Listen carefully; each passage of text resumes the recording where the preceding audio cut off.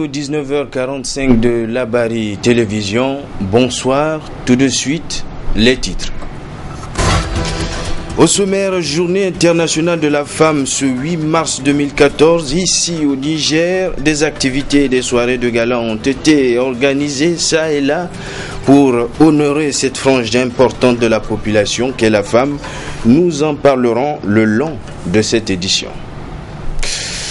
Dans le cadre de la création de la Journée internationale de la femme, le ministère de la Population a organisé ce matin au Palais de Congrès de Niamey une conférence débat. Cette dernière porte sur les défis et perspectives de l'éducation de la jeune fille. Le résumé avec Adamou Soumana, Aboubakar Souley. Le guichet unique chargé de la protection et de prise en charge des réfugiés a mis à profit cette journée internationale de la femme pour faire la promotion des femmes réfugiées vivant à Niamey en organisant une conférence en vue de leur autonomisation. Les femmes réfugiées, partout à travers le monde, sont confrontées à des défis. Les défis sécuritaires, les défis d'accès aux soins de santé, les défis de l'accès à la scolarité, parce que ces femmes aussi sont confrontés aux pesanteurs socio-culturelles qui ne sont toujours pas favorables à leur insertion. Surtout quand elles sont déplacées suite à des conflits, suite à des misères, à des catastrophes naturelles. Vous voyez, c'est dans ce contexte-là que le guichet unique à travers le HCR et tous les membres de l'organisation internationale, et y compris les ONG internationales, ont estimé qu'il faille regrouper les réfugiés qui sont au Niger et leur donner un speech sur les informations qui sont importantes pour eux, en ce qui concerne surtout les défis, il faut les rappeler, mais aussi les opportunités qu'elles ont pour s'insérer en attendant un retour au bercail. Une autre activité à l'avantage de ces femmes réfugiées, c'est l'exposition de leurs produits artisanaux dans l'enceinte même du centre culturel franco-nigérien Jean-Rouch de Niamey afin de faciliter leur intégration économique. Ces femmes réfugiées qui sont là, qui ont quitté leur pays depuis 2012, qui sont là, elles ont besoin d'être appuyées puisqu'elles font des activités génératrices de revenus. C'est l'occasion pour elles de venir exposer les produits qu'elles ont eu, les articles qu'elles ont confectionnés pour que le public nigérien sache que au moins ces femmes existent et qu'elles sont en train de faire quelque chose, qu'elles sont en train de les aider de manière indirecte, les aider à les autonomiser en achetant peut-être l'un de leurs articles. Elles exposent, d'autres ont fait de la maroquinerie, d'autres ont confectionné des bijoux à base de perles. Il y a des nattes traditionnelles, il y a pas mal de choses, pas mal d'articles. Le guichet unique est un centre mis en place par 4 structures chargées des questions de réfugiés. Il offre à ces derniers plusieurs services, dont entre autres la protection en santé et la protection contre les violences faites aux femmes. Nous l'annoncions dans le cadre de la célébration de la Journée internationale de la femme. Le ministère de la Population et de la Promotion de la Femme a organisé ce matin au Palais de Congrès de Niamey une conférence débat. Cette dernière porte sur les défis et perspectives de l'éducation de la jeune fille. Le résumé avec Adamou Soumana et Aboubakar Souley. Ce geste constitué du lait, d'huile, du riz, habits pour enfants et autres articles dénote l'attachement de ces femmes congolaises aux locataires de l'orphelinat Compassion, Solidarité Enfants du Niger. Notre première pensée a été pour les enfants. Et on s'est dit, à l'occasion de la journée de la femme, nous pouvions choisir un orphelinat, un endroit où les enfants n'ont pas de maman, pour leur donner de l'affection et nous manifester en tant que maman. Parce que toutes les dames qui sont ici sont mamans, et grand-mamans même. Donc, on s'est dit à cette occasion, il fallait donner un peu d'affection, un peu d'amour, montrer à ces enfants qu'on les aime, on est leur maman. Et toutes les mamans du Congo, du Niger et du monde entier pensent à elles. Il y a beaucoup d'orphelinats dans Niamey qui sont déjà ciblés par les grandes ONG internationales.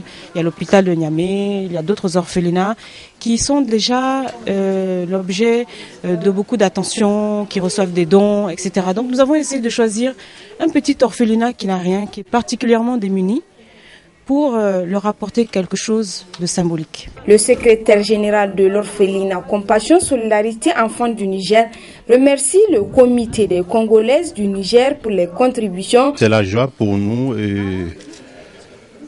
nous sommes très contents de voir ces sœurs-là autour de nous venir visiter les enfants de notre orphelinat aujourd'hui.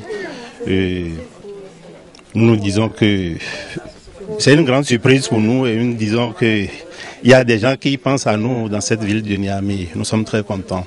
Cet orphelinat Compassion Solidarité Enfants du Niger a été créé en 1999 et accueille actuellement 26 enfants orphelins.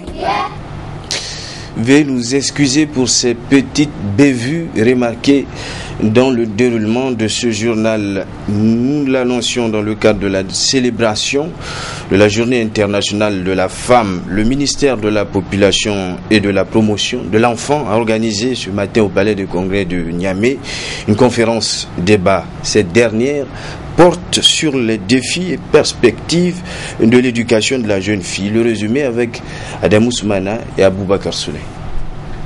Acteurs et actrices intervenant dans les secteurs éducatifs et la promotion de la femme se sont retrouvés par la présente afin de se pencher sur la problématique de l'éducation de la jeune fille au Niger. 2 conférencières étaient invitées à cet effet pour échanger avec l'assistance sur les cadres juridiques existants pour le droit à l'éducation de la fille, les résultats obtenus ainsi que les défis et perspectives. La direction de la promotion de la scolarisation des filles a vu naissance en juillet 2000, qui a pour mission essentielle, entre autres, de concevoir et mettre en œuvre des stratégies et actions visant la promotion de la scolarité des filles. Proposer des mesures appropriées tendant à l'amélioration des performances et la survie des jeunes filles. Toujours au niveau des actions, il y a eu l'élaboration et la mise en œuvre des plans locaux à travers lesquels il y a les plaidoyers, les campagnes de sensibilisation, la mobilisation des populations autour donc des questions de l'éducation de la jeune fille au Niger. S'il y a une réalité que nous sommes tous convaincus à travers les engagements, à travers les actions que nous menons, qu'il faut que toutes les filles aient les mêmes chances d'accéder et de rester à l'école comme les garçons pour faire du développement durable une réalité au Niger. Alors il faudrait que nous nous attendons à un certain moment pour revoir dans ce que nous sommes en train de faire jusqu'à présent, qu'est-ce qui a marché, qu'est-ce qui n'a pas marché, et où est-ce qu'il faut mettre davantage l'accent pour corriger. Pour sa part, l'une des organisatrices de cette rencontre a bien voulu souligner l'objectif visé à travers cette conférence. C'est une préoccupation nationale et c'est pour ça que nous avons retenu ce thème. Mais nous, à notre niveau, l'objectif principal, c'est de contribuer à réduire la disparité qu'il y a entre les filles et les garçons en termes sur le plan éducatif. Donc, qui parle d'éducation parle de toute la communauté, de tous les acteurs. Donc c'est pour ça qu'on est là pour cette conférence. Donc profiter pour sensibiliser davantage la population sur l'importance de l'éducation de la fille, surtout de l'éducation de la fille, parce que nous savons qu'au Niger quand même il y a ce problème de maintien de la jeune fille à l'école, parce que tout simplement nos coutumes sont là, les pesanteurs socio-culturels sont là, les stéréotypes sont là. Donc c'est pour dire que l'éducation de la jeune fille est confrontée à beaucoup d'obstacles. Donc c'est cela qui interpelle, en tout cas qui nous a interpellés et qui interpelle tout le monde, pour qu'on arrive quand même ensemble à relever ce défi de réduction de cette disparité entre filles et garçons. À noter la présence de plusieurs partenaires œuvrant notamment pour la scolarisation des jeunes filles, à l'image de l'ONG Plan Niger, qui a procédé à la projection d'un film reflétant ses interventions dans ce domaine. La pertinence du thème de cette journée a suscité un débat riche et fructueux. Femmes, Islam et le changement climatique, tel est le thème autour duquel se sont réunies les femmes musulmanes à l'occasion du séminaire qu'organisent les associations Fatayatuddin et Nasiratuddin en collaboration avec le CNEDD du 8 au 9 mars 2014 à Niamey. Ce séminaire vise à outiller les femmes en islam sur la problématique des changements climatiques selon la science et les explications du phénomène selon l'islam. Souleymane Mouni Barma, Ibrahim Abdou. وأشرقت الأرض بنور ربها ووضع الكتاب. C'est par cette lecture coranique qu'a débuté la cérémonie d'ouverture de ce séminaire organisé par les associations des femmes musulmanes Fatayutuddin et Nasireddin en partenariat avec le CNEDD sous le thème Femmes, Islam et le changement climatique. Un thème qui semble retenir beaucoup l'attention des femmes venues par centaines afin d'acquérir des connaissances sur ce phénomène naturel qui constitue aujourd'hui une véritable menace pour l'homme et son environnement. En effet, depuis l'an 2000, un signal a été donné suite à une détérioration de la couche d'ozone créée par l'inadvertance de l'être humain, ce prestigieux représentant d'Allah sur la terre. Depuis, des sommets, conférences et autres rencontres se sont succédés de part et d'autre à travers les pays du monde afin de mettre fin à la limite ou à la limite minimiser cette détérioration. Mais force est de constater qu'une frange importante de nos populations, dont une bonne partie des femmes membres des associations islamiques, n'ont pas la moindre idée d'un quelconque changement ou réchauffement climatique. En dépit de l'insistance du Coran à chercher le savoir, l'information, j'allais dire. Surtout quand on se rappelle des paroles de notre prophète, paix et bénédiction sur lui, il dit dans un hadith, celui qui ne s'occupe pas des préoccupations des croyants n'en fait pas partie. Quelle préoccupation est plus importante que celle qui concerne directement cette belle planète sur laquelle nous vivons paisiblement? Depuis bientôt une quinzaine d'années, les menaces du changement climatique ont été au devant des préoccupations primaires des décideurs du monde entier. Raison pour laquelle les femmes musulmanes organisées dans les associations Fatayutuddin et Nasireddin ont décidé d'apporter leur pierre à l'édifice. Les femmes musulmanes ne peuvent pas rester indifférentes face à cette situation. C'est pourquoi nous avons jugé urgente la tenue de cet atelier avec nos maigres moyens. L'islam est une religion complète qui s'est préoccupée de tout sans aucune omission du connu à l'inconnu et ne cessera d'étonner. L'exemple des étapes de la procréation révélée dans le Coran est détaillé par un hadith rapporté par Ibn Abbas, confirmé 14 siècles plus tard par la science, en est une illustration, et tant d'autres. Avant de finir, j'adresse une prière pour nos conférenciers qui ont bien voulu mettre leur temps et leur savoir au profit des femmes musulmanes. Nous prions également pour que la paix d'Allah soit sur notre cher Niger et sur la terre entière. Amen. Ainsi, au cours des 2 jours que va durer ce séminaire, les participantes bénéficieront d'une série d'exposés présentés par des experts du CNEDD sur la problématique du changement climatique selon la science et également des rappels en islam sur le phénomène. Grande soirée de gala organisée hier au Palais de Congrès de Niamey par Hadiline Création sur le thème Femmes, piliers du développement artisanal et culturel au Niger. Soirée organisée toujours à l'occasion de la Journée internationale de la femme. Au cours de cet événement, la richesse culturelle nigérienne était au rendez-vous. Les moments forts.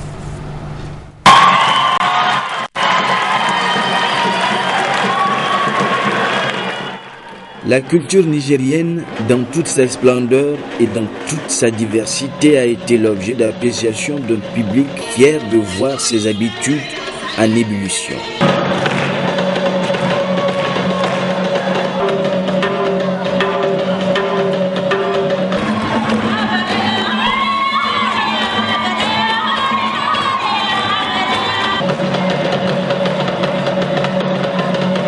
Avec tout le soutien du gouvernement du Niger, la soirée de gala offerte par Hadiline Création, dont le génie créateur est de cette jeune styliste nommée Adiza, un des meilleurs moments où la culture et la femme nigérienne restent le miroir, montrant une civilisation prête à faire parler d'elle dans le monde.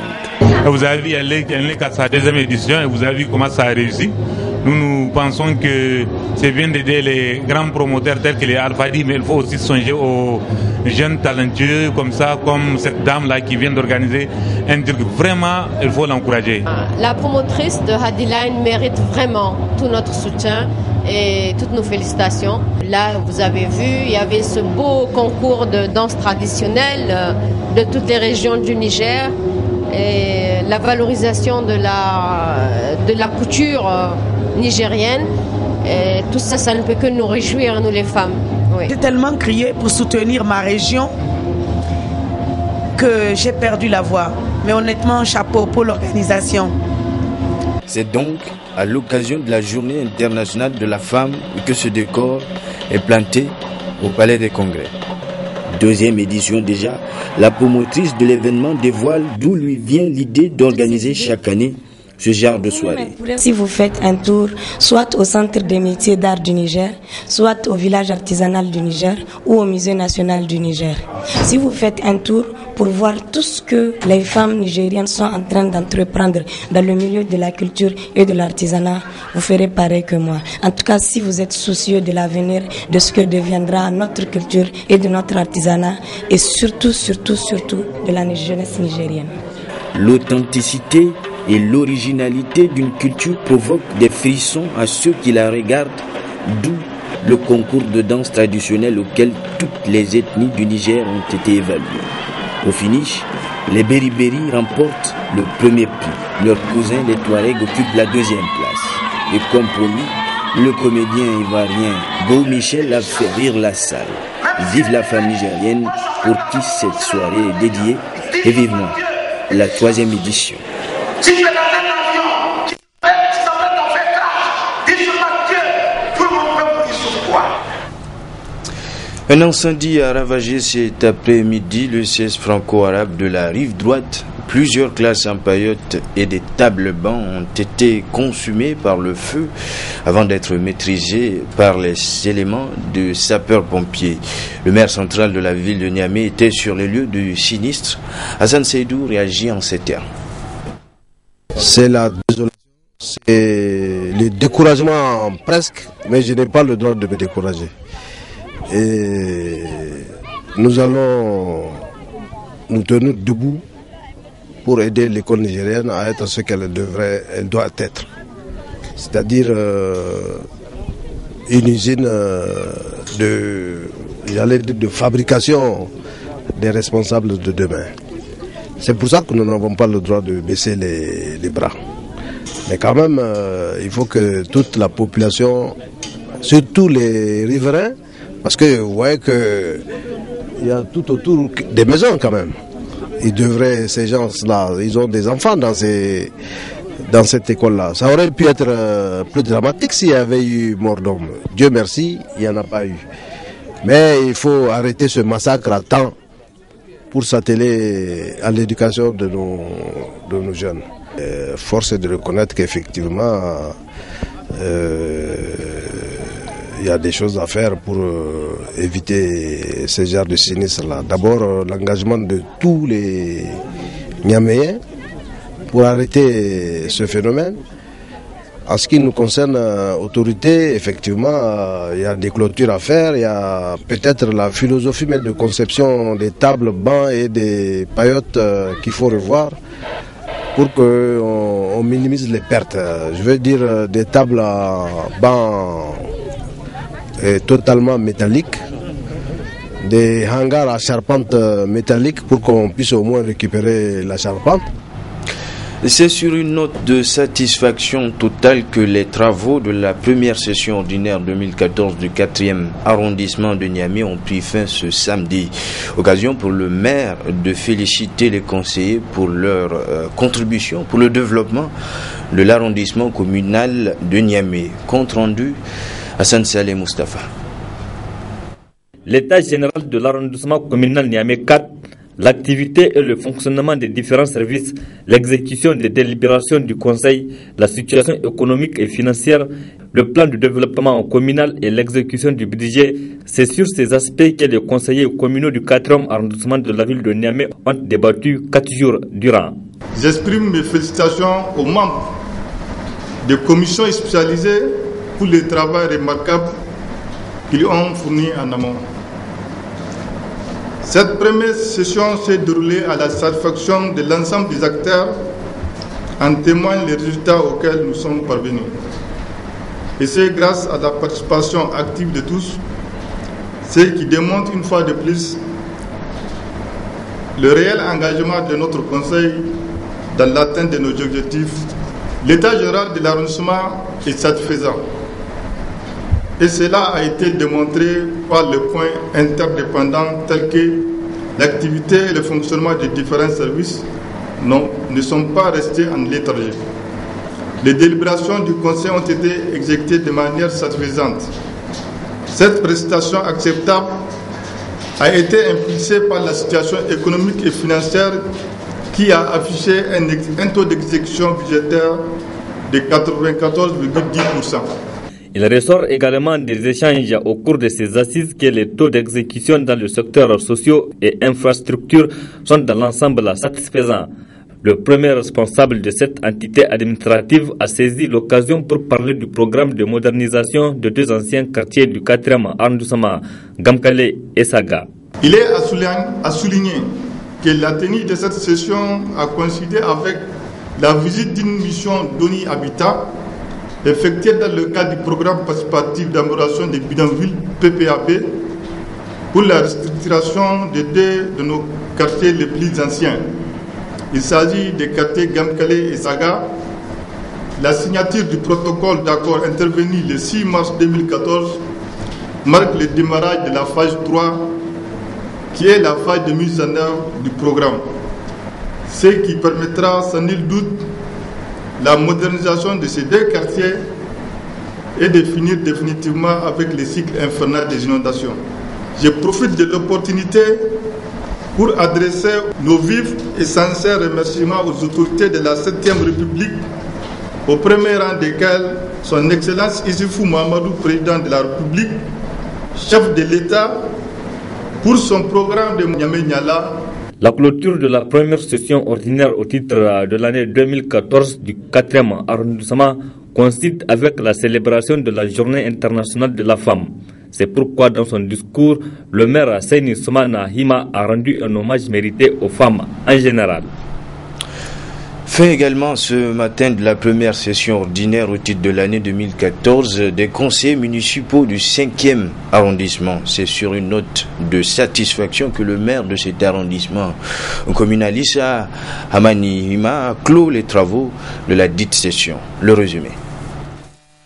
Après 4 jours de travaux et d'échanges, les conseils du 5e arrondissement ont clos donc leur première session ordinaire au titre de l'année 2014, et ce sur une réelle satisfaction. Vous venez à travers cette première session ordinaire examiner et approuver à l'unanimité les points inscrits à l'ordre du jour et écouter avec la plus grande attention les communications. Vos critiques, vos suggestions et vos propositions issues de vos interventions dénotent votre sérieux et votre sérénité afin d'atteindre les objectifs que nous nous sommes fixés pour le bien-être de notre population.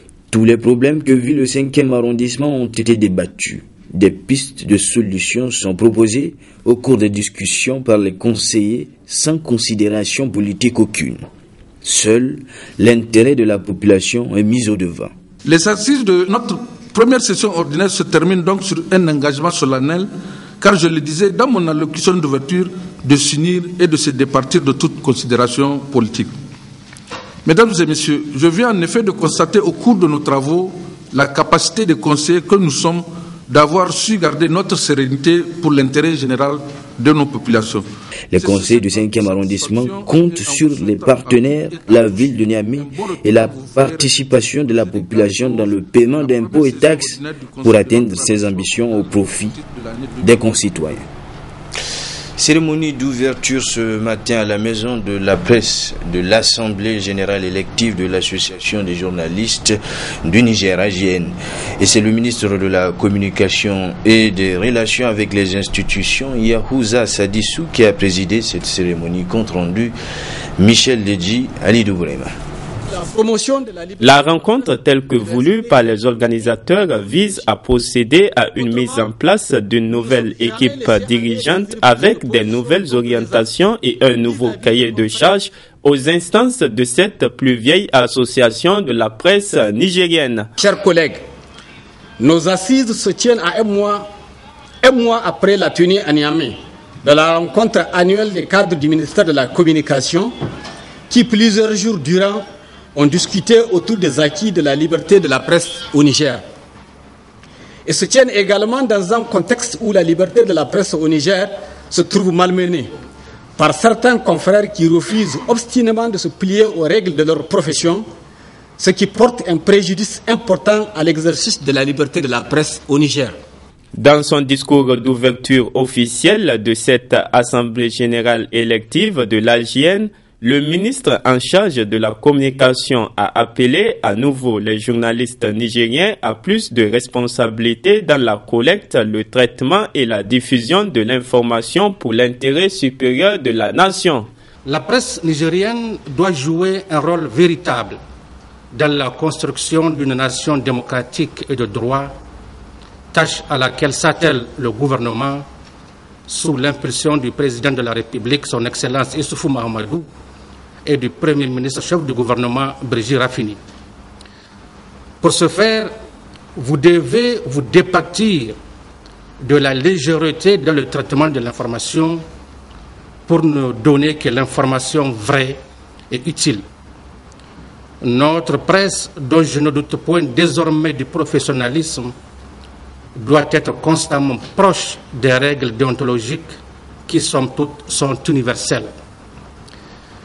La dépénalisation du délit de presse garantie par l'ordonnance 2010-035 du 4 juin 2010, loin d'être une licence à tout dire et à tout écrire, doit faire appel, à notre sens, de responsabilité. Par conséquent, le journaliste ne doit aucunement abuser pour déformer la vérité, en incitant à la haine et à la violence, en foulant aux pieds les règles d'éthique et de déontologie. C'est ainsi et ainsi seulement que les citoyens seront protégés contre les méfaits néfastes d'une presse libertaire et laissée à elle-même. Le ministre de tutelle a enfin affirmé sa joie de voir l'AJN renouveler ses instances conformément à ses statuts. Les nouveaux membres qui seront élus à l'issue de cette Assemblée générale élective auront la lourde responsabilité de porter encore plus haut le flambeau de cette association. Et nous apprenions à l'instant que notre confrère Maman Sani Souleymane-Zo, qui a été élu par consensus président de cette association pour un mandat de 3 ans, renouvelable une seule fois. L'Union des étudiants de l'Université Abdou Moumouni de Niamey organise son premier séminaire de formation. Il est destiné aux acteurs syndicaux. C'est le secrétaire général du ministère des enseignements secondaires qui a présidé la cérémonie d'ouverture en présence du recteur de l'université. Compte rendu, Hassan Saleh Mustafa.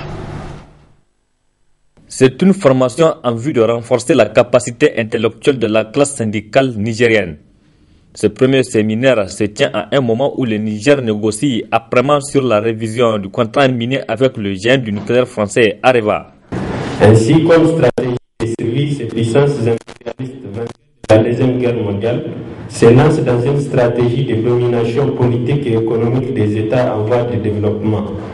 Cela se manifeste avec l'inhibition des institutions de Bretton Woods dans l'élaboration des politiques publiques des États et les interventions militaires tout azimut dans le but de faire moins base sur les ressources naturelles des États souverains avec la complicité de leurs valets locaux qui sont à la tête de nos États africains. Sur le plan national, la situation politique reste marquée par des crises politiques répétitives consécutive à la recherche des intérêts personnels et le manque de vision de notre classe politique qui n'a jamais su mettre en œuvre un véritable projet de société qui devrait consacrer le développement socio-économique de notre pays. À l'interne, chers invités, ce séminaire, c'était un moment où l'ISN, de façon générale, et l'INU de façon particulière, est confronté à une véritable crise des cadres, due au manque de formation politique et idéologique de ses militants. Une initiative de l'Union des étudiants nigériens de l'Université Abdou Moumouni de Niamey, saluée à sa juste valeur par les anciens cadres de l'Union des scolaires nigériens USN. Notre participation à ce forum est donc un signe éloquent de notre engagement militant et citoyen à contribuer autant que faire se peut à la prise de conscience par les militants de l'UNU du rôle qui est le leur dans l'enrichissement des débats démocratiques en vue du renforcement de la démocratie et de la bonne gouvernance dans notre société. Avec de tels séminaires, il n'y a pas l'ombre d'un doute que les camarades seront théoriquement renforcés et outillés pour susciter un changement de mentalité et de comportement de nos concitoyens en vue de barrer le chemin aux réactionnaires, aux opportunistes et autres arrivistes qui profitent de l'autre tribut qu'a payé l'Union des scolaires nigériens pour l'avènement de la démocratie du parti de notre pays, pour infantiliser le peuple, le divertir, le griger et s'enrichir éhontément et intimement. Le premier responsable de l'université de Niamey n'a pas passé par mille chemins pour féliciter l'UNUN qui a bien réfléchi en organisant cette session de formation. Vraiment félicitations à eux pour avoir eu cette initiative très noble et très importante. Je l'ai dit parce que ici nous sommes entre enseignants et apprenants et nous savons l'intérêt de la formation. Et la formation syndicale surtout. De nos jours au Niger, avant ça se faisait vraiment de manière très forte. Peut-être c'était une autre époque où c'est les joutes autour du marxisme, du communisme, du socialisme, des tendances internes même à tout cela. Et c'est des nuits blanches de débat. C'est à travers ça que les formations se font d'ailleurs depuis les lycées. Ce séminaire de l'UNUN est prévu pour durer 2 jours. Du sport pour clore cette session d'information dans le cadre des activités marquant la fin des exercices militaires conjoints contre le terrorisme entre armée occidentale et armée africaine, dénommé Flintlock. L'ambassade des États-Unis d'Amérique et le ministère de la Défense ont organisé ce matin un match mixte des pays participant à l'opération. Objectif: resserrer la cohésion, les liens d'amitié entre les armées occidentales et africaines. Reportage Ibrahim Tikiré et Saïdou Doumi. Après des exercices militaires, les participants de Flintlock se sont retrouvés au stade Kambagaji hier pour un match de football. C'est le chef d'état-major des armées qui a donné le coup d'envoi de la rencontre entre les équipes militaires mixtes des pays ayant participé à l'opération Flintlock.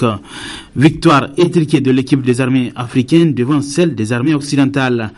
Il n'y a eu ni vainqueur ni vaincu à l'issue du match.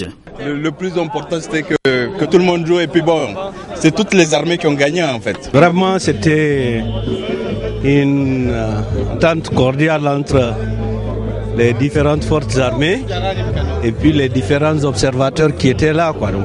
Oh, we had a great time here in Niger. Our hosts, très bon temps au Niger. Our hosts were very good. Nos hôtes ont été très bons avec nous. They made us feel at home. Ils nous ont vraiment fait sentir comme si on était chez nous. And we've truly enjoyed our experience here in Niger. Et nous avons réellement apprécié notre séjour ici au Niger. Even though they beat us today in football. Même si nous ont battu aujourd'hui au football. But it was a good friendly match between two good teams. Mais c'était un match amical entre deux bons amis.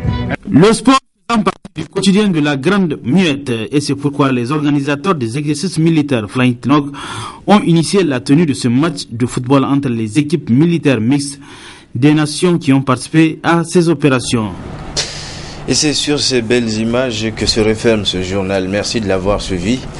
Très bonne suite de programmes sur Labari Télévision. Au revoir.